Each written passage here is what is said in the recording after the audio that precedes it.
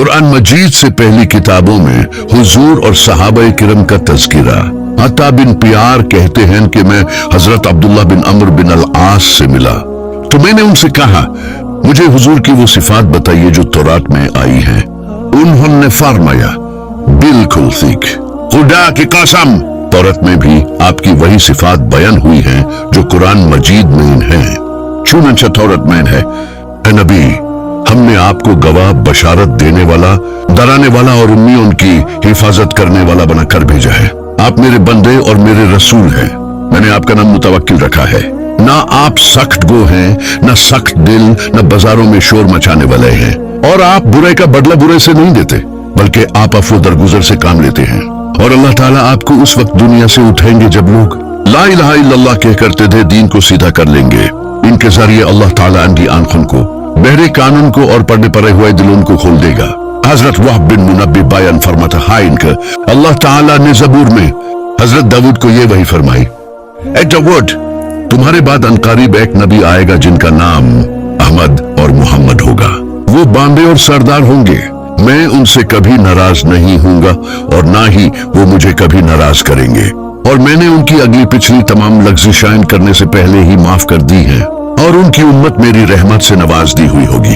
میں نے انہیں وہ نوافل عطا کیے جو انبیاء کو عطا کیے گئے، اور ان پر وہ چیزیں فرض کی ہیں جو انبیاء اور رسولوں پر فرض کی گئی تھیں، حتیٰ کہ قیامت کے دن وہ میرے پاس اس حال میں آئیں گے کہ ان کا نور انبیاء کے نور جیسا ہوگا۔ اللہ تعالیٰ نے یہاں تک فرما دیا اے داؤد میں نے محمد کو اور آپ کی امت کو تمام امتوں پر فضیلت دی ہے۔ پھر حضرت عبداللہ بن عمرو نے حضرت کعب سے فرمایا مجھے حضور اور آپ کی امت کی صفات بتائیے۔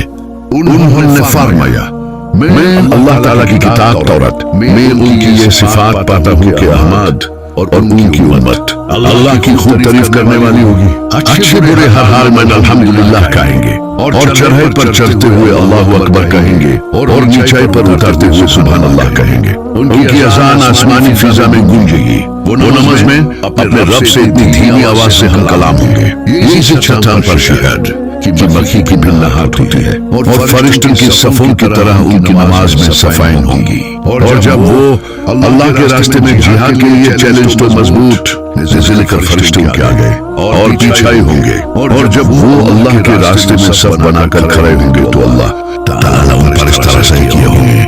حضور نے اپنے ہاتھ سے اشارہ کر کے بتایا جیسے گدھے اپنے گھونسلے پر سیا کرتے ہیں، اور میدان جنگ سے یہ لوگ بھی پیچھے نہیں ہٹیں گے۔ حضرت کعب سے اسی جیسی ایک اور روایت بھی منقول ہے۔ اس کا مضمون یہ ہے ان کی امت اللہ کی خود تعریف کرنے والی ہوگی، ہر حال میں الحمدللہ کہیں گے، اور ہر چڑھائی پر چڑھتے ہوئے اللہ اکبر کہیں گے۔ اپنی نمازوں کے اوقات کے لیے سورج کا خیال رکھیں گے اور پانچوں نماز اپنے وقت پر پڑھ لیں گے، اگرچہ کوڑے کچرے والی جگہ پر ہوں۔ میاں کمار پر لنگی باندھیں گے اور وضو میں اپنے اعضاء کو دھوئیں گے۔ السلام علیکم دوستو، اگر آپ کو حیات الصحابہ جیسی روح پرور اور ایمان افروز کہانیاں پسند ہیں تو ہمارے چینل کو لائک کریں، سبسکرائب کریں اور بیل آئیکن کو ضرور پریس کریں تاکہ آپ تک صحابہ کرام کی زندگی سے بھری ہوئی ہر نئی ویڈیو سب سے پہلے پہنچ سکے۔